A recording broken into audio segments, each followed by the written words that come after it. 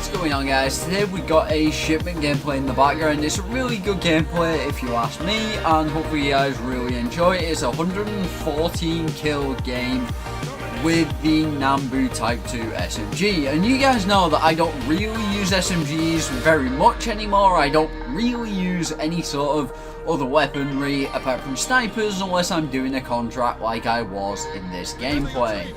Now today I want to talk about a really specific topic that has been plaguing my mind for a little bit, and this is the fact that Armory credits or depot credits, whatever you want to call them, from whichever game that you desire to use. As an example, whether that be depot credits from Modern Warfare Remastered or Armory credits in World War II or whatever they were called in Infinite Warfare. The system that we currently have in place for unlocking items, unlocking weapons, is very, very annoying to grind. And it really is a grind at this point, because I really want to unlock certain sniper rifles like the DeWizzle, I really wanted to unlock the lever action, I really wanted to unlock the PTRS, so I went and grinded the game for basically 3 weeks, or 4 weeks, to unlock them 2 snipers. I still don't have the DeWizzle yet, and I'm really annoyed about it, because it's taken me over a week already to get not even halfway to this. Now, guaranteed I haven't been playing every single day. I've been logging in every single day, but I haven't been playing for like 10 hours a day or anything like that because I'm super busy.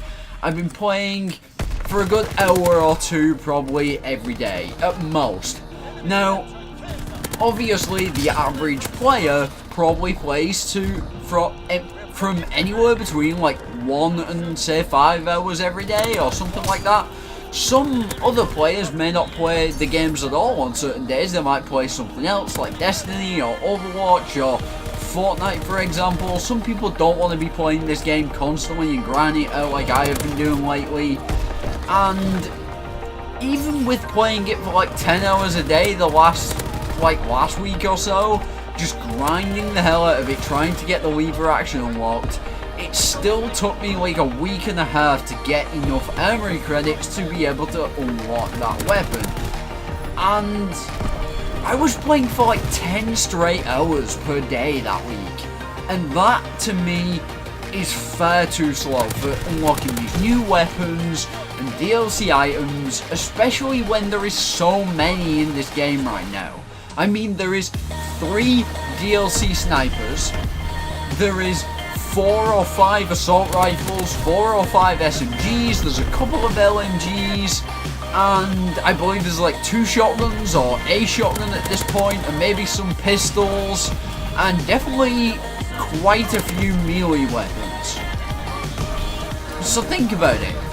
How much does a collection cost you to earn right now? If you want to complete a collection from start to finish, it's anywhere from like 20,000 credits to like 40,000 credits, depending on which one you try and unlock. Now to me, that is far too much for any average player to be able to sustain. To be able to like constantly unlock these things if they want to. Granted, I did take quite a bit of a break from the game and where I didn't play, and I guarantee if I'd have played throughout that time, I would have had the Armory credits to be able to do that, because I play a hell of a lot of this game. But I took a break for like a month, so during that time I obviously didn't earn any Armory credits, and because you have to log into the mail officer, I didn't even get the daily credits at that point. And when I came back to the game, obviously I had to, log in, get my daily 300 credits or whatever it is for being Master Prestige. That to me is also too low. The earn rate of Armory credits in general is too low for the price of the collections, to complete the collections at least. And especially the fact that when you are Master Prestige, you don't unlock supply drops every level or every 5 levels or whatever it is when you're actually playing the game normally. Until you hit Master Prestige, you do actually earn quite a lot of supply drops, which inherently helps you get more duplicates to be able to get more and more Emery credits or salvage or depot credits. For me, that's a major issue, because you shouldn't have to put that much time into the game to be able to unlock this sort of stuff. You shouldn't have to go and play like 15 days or something like that, where you're playing 10 hours a day to be able to have like 40,000 Emery credits to unlock a Ita burst or the Wizzle sniper rifle or the lever action, for example. I don't think that you should have to grind that much to be able to unlock that weaponry. Fair enough if it's a really special variant with like really special camos and stuff like that. The people that want to grind for that, then fair enough, let them grind for it. But the people that don't want to do that should just be able to do a challenge for like 5,000 Emery credits to unlock that item that they specifically want. Either that, or we should be able to trade the collections that we don't want, say, you know, some of the SMGs, the combat shot, the combat axe, or the ice picks, or whatever. We should be able to take what Emery credits we used to unlock that stuff, because we unlocked it by a supply drops. We should just be able to trade that in, and that should then make that collection not complete anymore, but then you'll be able to permanently unlock the collection that you do want to unlock straight away. Now, I'm not saying that we should be able to do that multiple times and trade them all in. I'm just saying that we should be able to trade the most expensive item, not the full collection, but the most expensive item in that collection. Say it's 8,900 credits. If I want 8,900 credits, or I know that I'm close to unlocking the thing that I want, and that's how much it costs, I should be able to swap that most expensive item for maybe even half the credits, say 4,500 or something like that. Maybe don't give us the full like reward as it is, or the full weight of the Emery credits, penalise us for getting rid of that stuff, but at least give us something back in return that we can actually use to unlock something that we want. Because for me personally, I would swap all the armour, I would swap all the melee weapons for all the snipers and all the assault rifles and the SMGs and stuff like that, because that's what I would love to make more content on. And I feel like at this point, if you can't grind it, you've got to buy it, and I don't think that that's the right way to go about this thing either.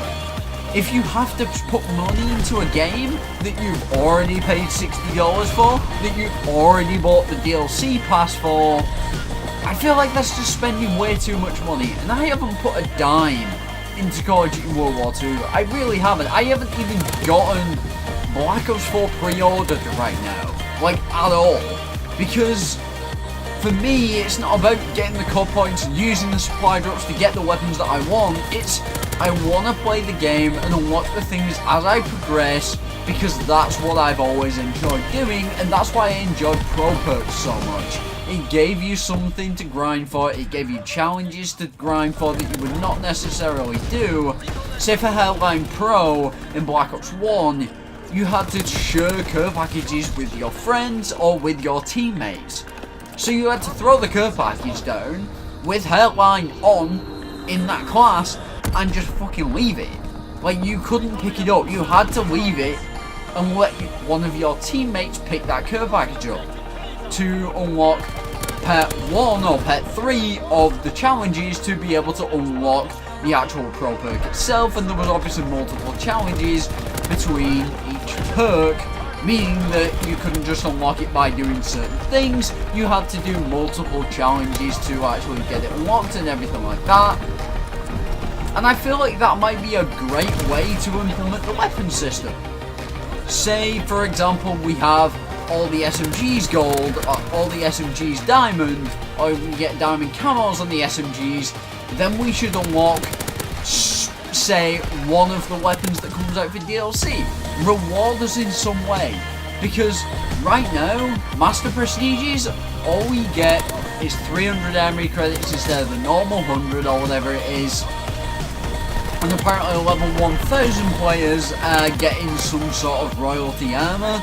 and they haven't really specified what the rest of the rewards are for Master Prestige.